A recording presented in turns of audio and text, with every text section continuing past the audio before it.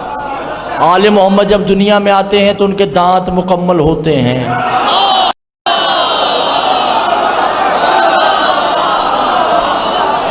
توجہ کر رہے ہیں؟ آل محمد جب دنیا میں آتے ہیں تو وہ اپنا رزق ایک انگلی سے شہد، ایک سے دودھ برآمد ہوتا ہے۔ توجہ کر رہے ہیں؟ اور آل محمد جب دنیا میں آتے ہیں تو روتے نہیں ہیں، فسجدوا سجدے میں ہوتے ہیں اور اپنی سابقہ حجت کا اقرار کرتے ہیں۔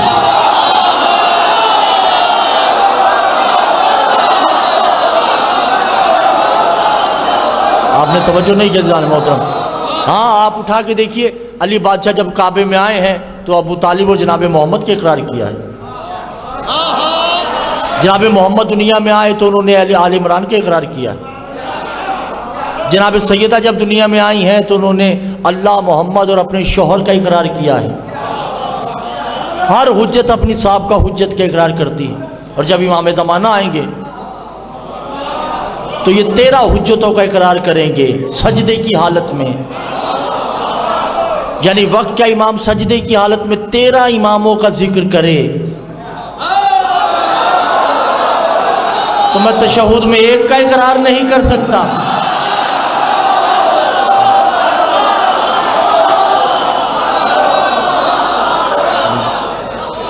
درود پڑھ دیجئے محمد و آل محمد کی بات۔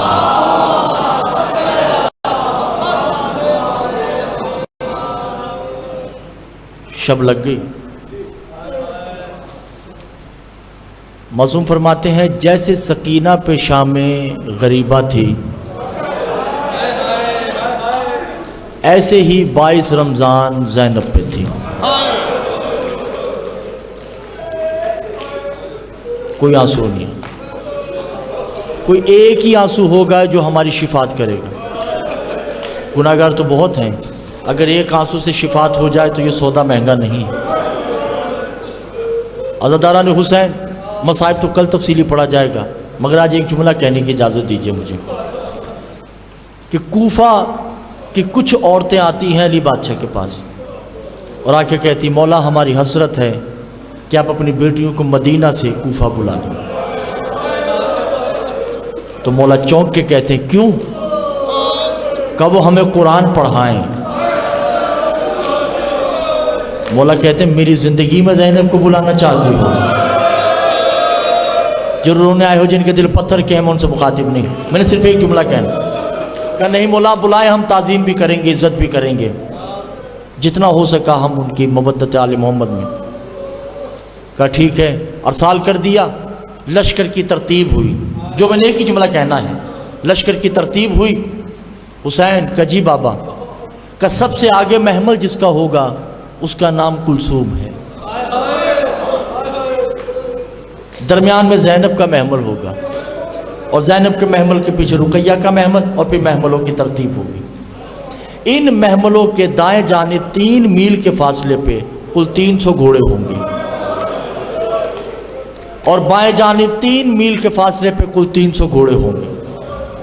انہی محملوں کے آگے 3 میل کے فاصلے پہ کل 300 گھوڑے ہوں گے جو رونے آئے ہوں، اور انہی محملوں کے پیچھے 3 میل کے فاصلے پہ کل 300 گھوڑے ہوں گے۔ میری بیٹیوں کو حصار میں مدینہ سے کوفہ لانا، حصار بنا کے لانا، اور کلثوم کے محمل کے ساتھ سواری کے ساتھ حسن کا گھوڑا ہوگا، زینب کی سواری کے ساتھ حسین تیری سواری ہوگی، رقیہ کی سواری کے ساتھ حسن کی سواری ہوگی۔ اور مولا چند لمحوں کے لیے خاموش ہوئے۔ حسین تڑپ پہ کہتے ہیں پھر کیفا قیام ہی فیل العباس، بابا پھر اس پورے لشکر میں عباس کا کام کیا ہے؟ کہا وہ جو 3 میل کا حصار ہے نا، عباس اس میں صرف گھوڑا دوڑائے گا، کہے گا دنیا والوں ادھر نہ دیکھنا، زینب آ رہی ہے، علی کی بیٹیوں کا قافلہ آ رہا ہے، کسی کو آج جاگنے کی اجازت نہیں ہے، پرندوں کو آشیانہ چھوڑنے کی بھی اجازت نہیں ہے۔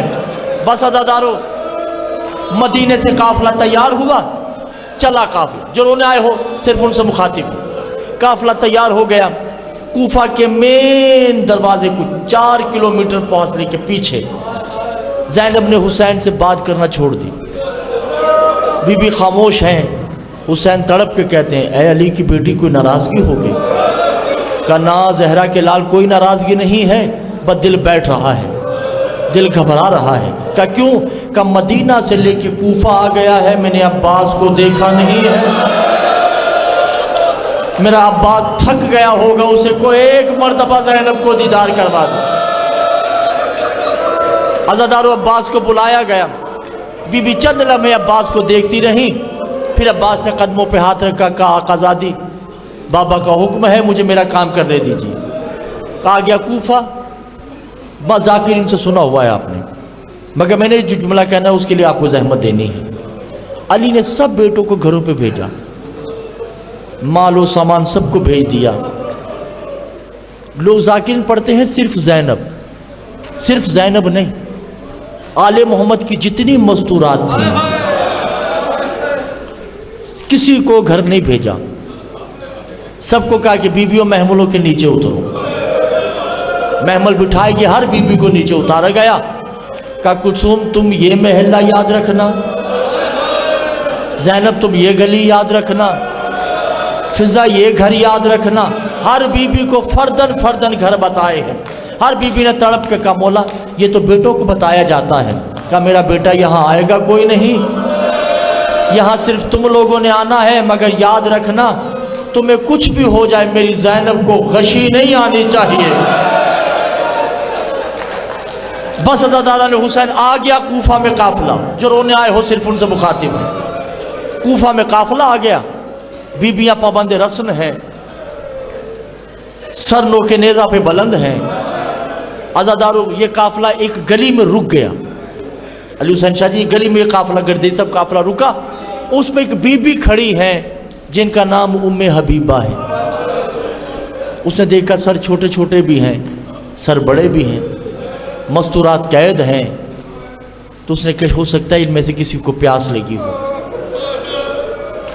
حبیبہ نیچے اترتی ہیں، ایک کوزہ پانی کا لیا، چند کھجوریں لی، اپنے بچے کا صدقہ کیا جس کا نام حسین تھا.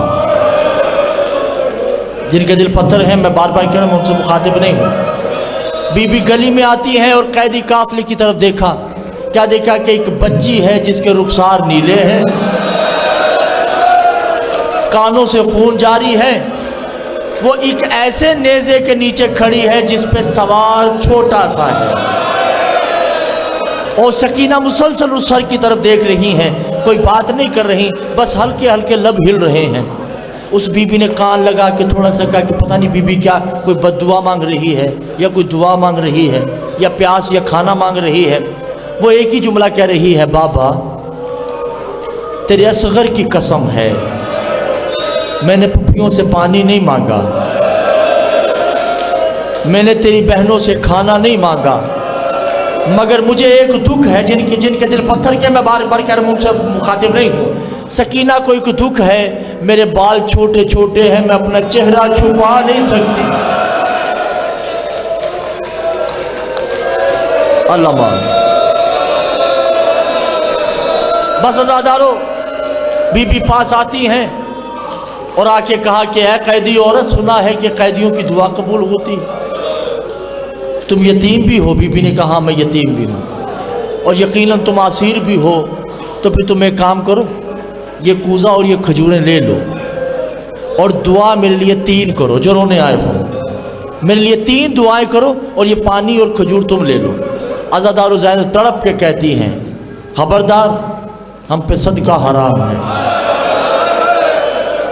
جب کہا نا ہم پہ صدقہ حرام ہے تو بی بی تڑپ کے کہتی ہے باتیں تو ایسے کر رہی ہو جیسے آل رسول ہو.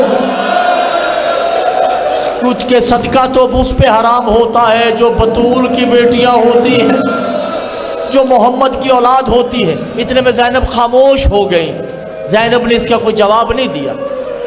بی بی سکینہ بولتی ہے اچھا بی بی پانی کھجور رہنے دو، تم دعا کہو، میں دعا مانگتی ہوں. کہ میری پہلی دعا یہ ہے، دعا کرو جیسے تم یتیم ہوئی ہو ایسے میرا بیٹا یتیم نہ ہو. بی بی نے کہا آمین. کہا دوسری دعا یہ کر کہ کافی عرصہ ہو گیا میں حسین کو نہیں دیکھا. بی بی کہتی کون حسین؟ کہا مدینہ میں میرا سردار ہے،